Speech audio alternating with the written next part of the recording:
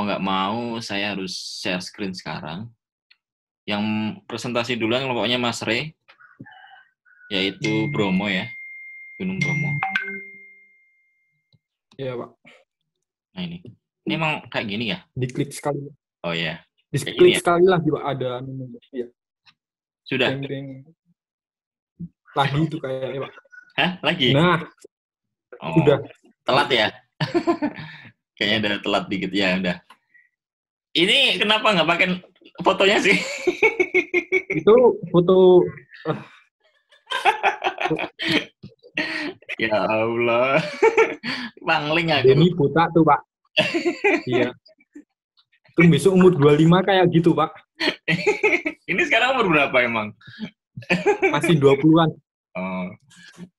Ke bawah. Ini kegantengan.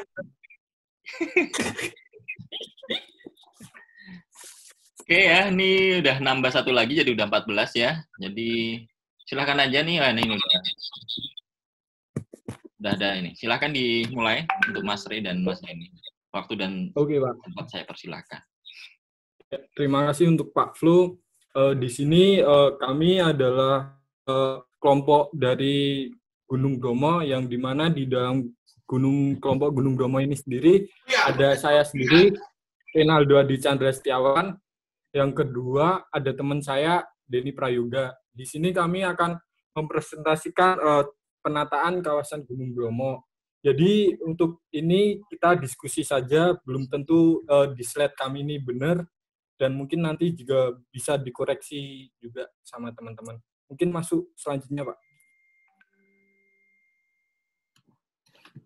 Nah, untuk yang pertama adalah lokasi Gunung Bromo. Lokasi Gunung Bromo sendiri, Gunung Bromo ini sendiri itu masuk ke dalam Provinsi Jawa Timur ya, yang dimana Gunung Bromo ini sendiri itu masuk ke dalam 4 kabupaten gunungnya. Jadi Gunung Bromo Tengger itu masuk di dalam 4 kabupaten, yaitu kabupaten pertama ada Kabupaten Malang, Kabupaten Lumajang, ada Kabupaten Probolinggo, dan Kabupaten Pasuruan. Next, Pak. Yuk.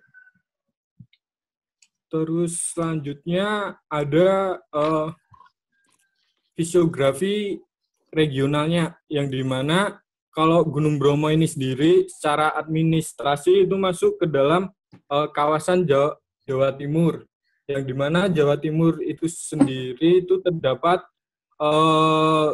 beberapa fisiografi, diantaranya itu ada fisiografi Gunung Api Quarter, ada fisiografi zona pegunungan selatan, ada depresi Jawa Tengah, ada antiklinorium Rendang sampai Serayu Utara, dan ada antiklinorium Rembang Madura, yang dimana untuk Gunung Bromo ini sendiri itu masuk ke dalam fisiografi Gunung Api Quarter.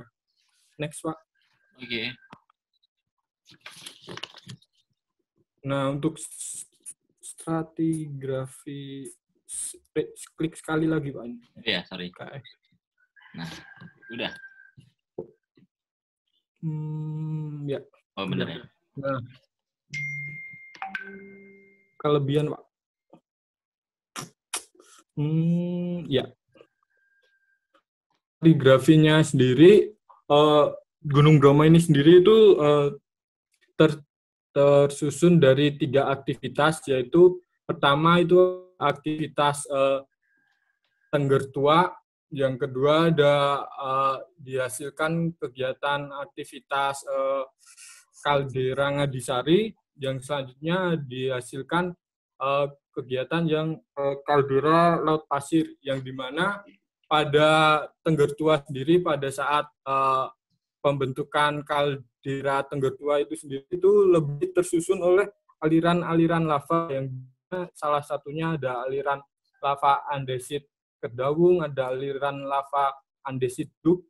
Nah, itu pada saat Tengger Tua, yang dimana itu umurnya itu berkisaran kurang lebih 265.000 tahun lalu, lebihnya sih. Terus yang kedua itu pembentukan kaldera Ngadisari, yang dimana pembentukan kaldera Ngadisari itu juga masih terbentuk juga aliran lava.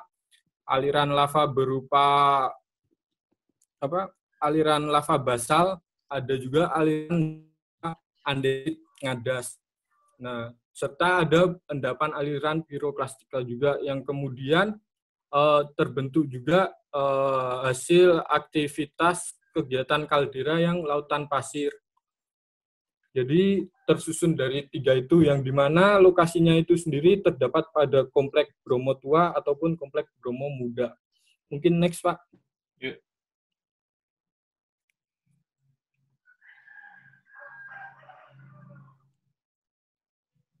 Nah, ini adalah struktur geologi regionalnya sendiri. Untuk struktur geologi regional sendiri dapat dilihat itu ada kelurusan morfologi yang dimana Gunung Bromo itu sendiri paling utara, di sebelah selatannya sendiri ada Gunung Semeru, dan di sebelah selatan lagi mungkin itu bisa dilihat ada morfologi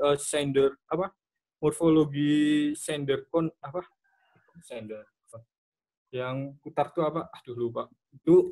Nah itu mungkin bisa juga ada karena aktivitas gunung api purba juga yang menghasilkan kaldera, dan dapat dilihat juga itu aliran sungai dari Semeru itu agak berbelok. Nah mungkin itu ada ya batuan yang bersifat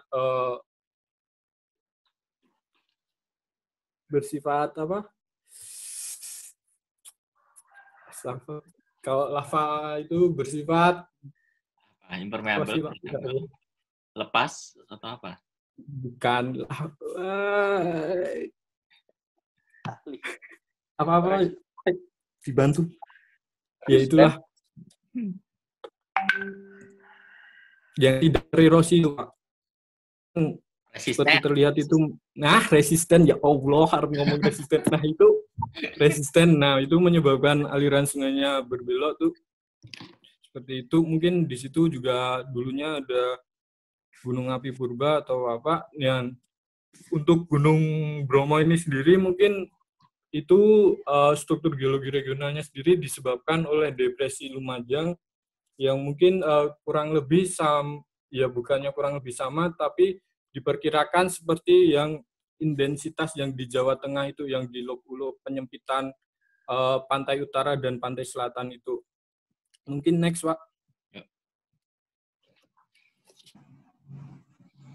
Selanjutnya masuk ke pendahuluan, yang dimana Gunung Bromo ini sendiri adalah Gunung Bromo tipe Sandercon, yang dimana kaldera Tengger ini luasannya hampir sekitar 100 km persegi, yang di dalamnya terdapat beberapa gunung, yang gunung aktif yang sekarang adalah Gunung Bromo, yang dimana tercatat untuk Gunung Bromo Tengger ini sendiri sudah terjadi lebih dari 50 kali letusan sejak tahun 1775. Next, selanjutnya, next, Pak. Yang selanjutnya, kaldera Tengger ini adalah salah satu kaldera, jadinya ini adalah kaldera di Gunung Bromo itu sendiri terdapat 3 kaldera, yaitu kaldera Ngadisari, kaldera Tengger, sama Argonawun apa-apa itu. Yang dimana itu dahulunya Gunung Bromo ini sendiri terdapat letusan aktif sekitaran 820.000 tahun yang lalu, yang dimana material yang dikeluarkan itu berupa piroklastik dan material-material lainnya. Next, Pak. Oke. Mungkin selanjutnya akan dilanjutkan oleh teman saya, Denny. Dipersilahkan. Baiklah, saya akan menyambung presentasi dari teman saya, Reynaldo. Pada slide ini, peta kawasan rawan bencana Gunung Bromo. Kawasan rawan bencana Gunung Bromo ini digambarkan dalam bentuk peta kawasan rawan bencana Gunung Bromo. Peta ini menggambarkan daerah dengan tingkat kerawanan yang berbeda apabila terjadi letusan atau kegiatan gunung api serta petunjuk keselamatan diri. Di situ ada dalam peta itu ada kawasan bencana 1 dan 2. Di Gunung Bromo ini dibagi menjadi 2 satuan, yaitu kawasan rawan bencana 2 dan kawasan rawan bencana 1. Nah, dalam peta tersebut ada yang berwarna ungu dan ada yang lingkaran garis. Jadi yang berwarna ungu itu adalah kawasan rawan bencana 2 yang meliputi berupa lontaran batu pijar, aliran lava dan gas beracun. Pada kawasan ini meliputi seluruh dasar dan tebing kaldera Tengger dengan luas 500 km dengan radius 5,5 km. Dan yang pada kawasan rawan bencana 1 itu meliputi pematang kaldera, lautan pasir hingga jari-jari dengan radius 6 km berpusat di kawah Gunung Bromo. Luas kawasan rawan bencana ini adalah 63 km. Next, Pak.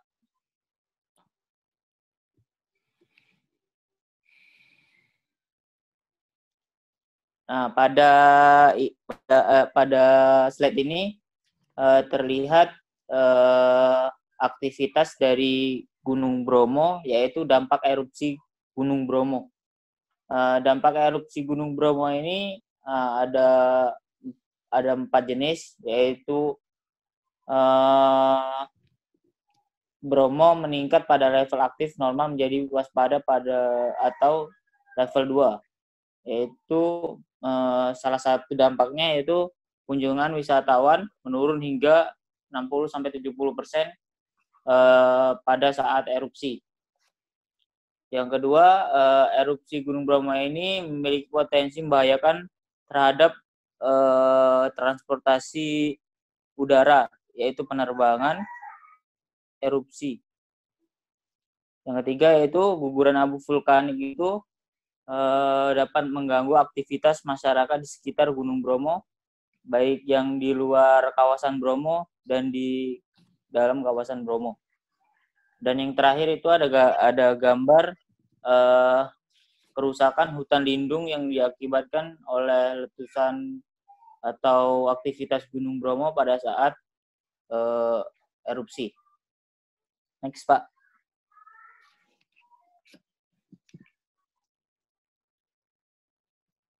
Nah, ini adalah data dari mitigasi bencana Gunung Bromo, yaitu keterangan lingkungan kawasan wisata keterangan bencana Gunung Bromo mempunyai tingkat kerentanan sosial yang rendah, walaupun tingkat kerentanan lingkungan dominasi tingkat tinggi. Pada gambar tersebut, tingkat kerentanan pada daerah Ngadisari, Wonokitri, Wodokoyo, Argosari, Mororejo, Ngadas. Pada jumlah kerentanan ini menampilkan persebaran tingkat kerentanan bencana Gunung Bromo per desa yang masuk ke dalam kawasan wisata Gunung Bromo. Next, Pak.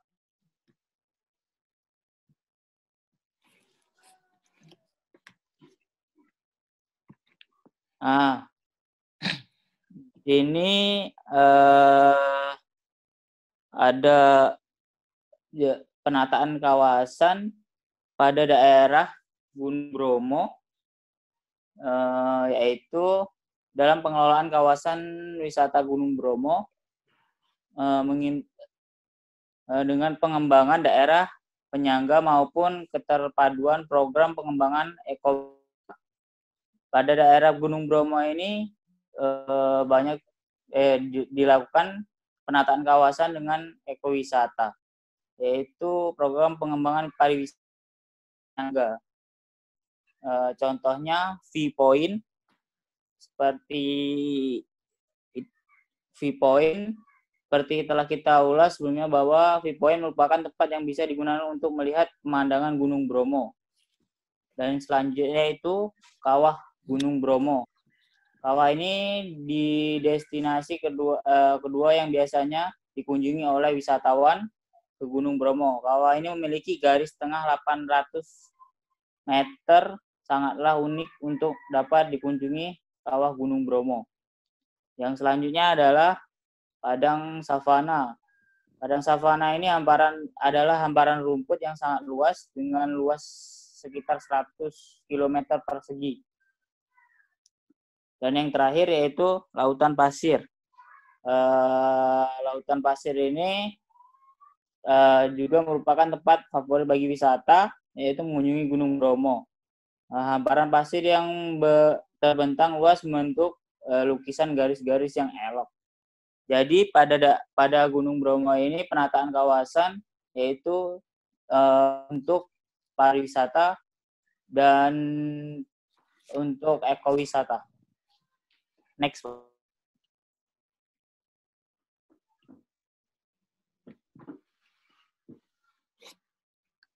Pada slide ini yaitu kesimpulan pembentukan Gunung Bromo dan pegunungan. Sejarah pembentukan gunung geografi pada dampak Bromo terhadap tutupan dan lahan terbagi menjadi dua, yaitu aliran lava dan kawasan bencana. Keterangan bencana kawasan wisata Gunung Bromo mempunyai luasan sebagai berikut, yaitu tingkat sosial yang rendah 24 desa, tingkat sedang 13 desa, dan tingkat tinggi sebanyak 12 desa. Yang keempat, dalam pengelolaan kawasan pariwisata Gunung Bromo mengintegrasikan dengan pengembangan daerah penyangga maupun keterpaduan program pengembangan ekowisata Taman Nasional Gunung Bromo Tengger Semeru. Next, Pak.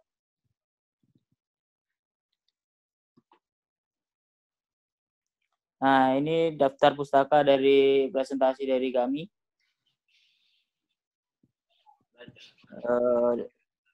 Dari Muljo Sukojo, Bangun 2003, Maulana Adito 2017, Zainuddin Ahmad 2012. Oke. Sudah ya.